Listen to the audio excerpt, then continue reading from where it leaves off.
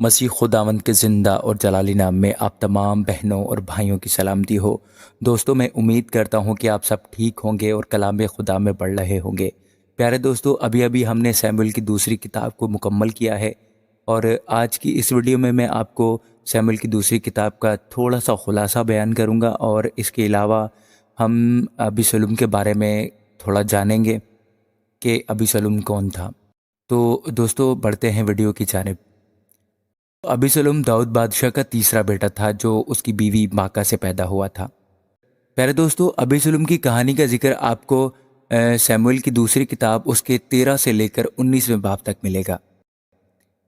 دوستو، ابیسلوم پر اپنے والد کی دور حکومت کا گہرا اثر تھا۔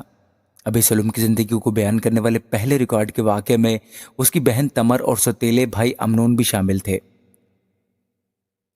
تمر بہت خوبصورت تھی اور امنون نے اس کی خواہش کی۔ جب تمر نے امنون کی پیش قدمی کو رد کیا تو اس نے اسے اپنے گھر لانے کا انتظام کیا، جہاں پر اس نے اس کی عصمت دری کی۔ عصمت دری کے بعد امنون نے تمر کو بے عزتی کے ساتھ اپنے گھر سے نکال دیا۔ پیارے دوستو، جب ابیسلوم نے امنون کے بارے میں اور اپنی بہن کے بارے میں یہ سنا تو وہ اپنی بہن کو اپنے ساتھ رہنے کے لیے لے آیا۔ اگلے 2 سالوں تک ابیسلوم نے اپنے سوتیلے بھائی سے نفرت ہی کی۔ اس کے بعد ابیسلوم نے اپنے کچھ تخفیف کا استعمال کرتے ہوئے امنون کو تہوار کے دوران ایک پارٹی کے لیے اپنے گھر بلایا، اور داؤد کے دوسرے بیٹے کی موجودگی میں ابیسلوم نے اپنے نوکروں کی مدد سے اس کو مروا ڈالا۔ پھر اس کے بعد ابیسلوم اپنے باپ کے خوف سے بھاگ کر جسور چلا گیا، جہاں وہ 3 سال تک رہا۔ پیارے دوستو، اسی صحیفہ میں یہ بھی ذکر ملتا ہے کہ داؤد بادشاہ ابیسلوم کے پاس جانے کی خواہش رکھتا تھا۔ داؤد کا جو جرنل تھا یوآب، بہت کوششوں کے بعد ابیسلوم کو یروشلم سے لانے میں کامیاب رہا تھا، تاہم تب بھی ابیسلوم کو داؤد کے حضور میں داخل ہونے کی اجازت نہیں تھی۔ غالباً 2 سال تک اس کے والد سے کبھی اس کا رابطہ نہیں ہوا تھا۔ آخرکار یوآب کی شفاعت کے ذریعے ایک بار پھر دونوں باپ بیٹے دوبارہ اکٹھے ہو جاتے ہیں اور صلح کا ایک چھوٹا سا سلسلہ قائم ہوتا ہے۔ لیکن پیارے دوستو، بدقسمتی سے یہ امن قائم نہ رہ سکا۔ کچھ ہی عرصے بعد ابیسلوم نے چوری چھپے داؤد کی حکمرانی کو کمزور کرنا شروع کر دیا۔ اس نے اپنے آپ کو یروشلم میں جج کے طور پر کھڑا کیا اور وعدہ کیا کہ جب وہ بادشاہ بنے گا تو کیا کرے گا۔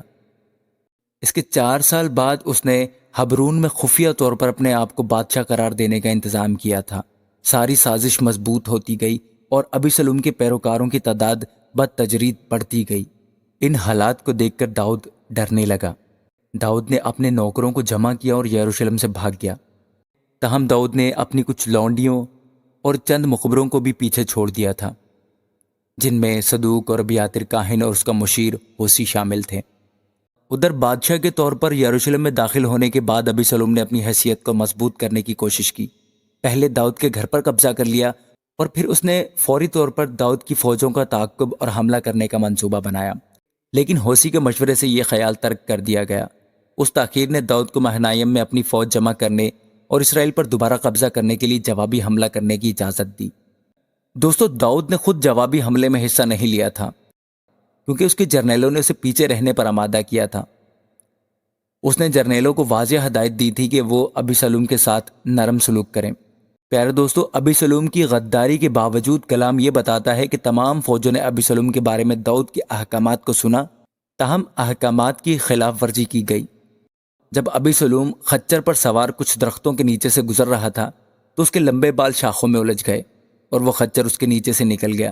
یوآب نے ابیسلوم کو ہوا میں لٹکتا ہوا پایا اور اسے وہیں مار ڈالا۔ اس طرح بغاوت پر قابو پا لیا گیا اور داؤد بادشاہ کے طور پر یروشلم میں واپس آیا۔ داؤد نے اپنے بیٹے کے مرنے پر گہرا ماتم کیا، اس لیے فوج کے حوصلے متاثر ہوئے۔ ان کا غم اتنا بڑا تھا کہ ان کی فتح انہیں کھوکھلی لگتی تھی، اور وہ فتح کی بجائے شرمندہ ہو کر دارالحکومت میں واپس لوٹ گئے۔ اس افسوسناک واقعے میں داؤد کے ابیسلوم کو نظر انداز کرنے کے بارے میں بہت کچھ کہا گیا ہے۔ بہت سے لوگوں نے بہت سی باتیں کہی ہیں، لیکن ہم یہاں صرف یہ یقین رکھتے ہیں امثال 16 باب اور اس کی 18ویں آیت کے مطابق ہلاکت سے پہلے تکبر اور زوال سے پہلے خود بینی ہے۔ پیارے دوستو، خدا خود مختار ہے۔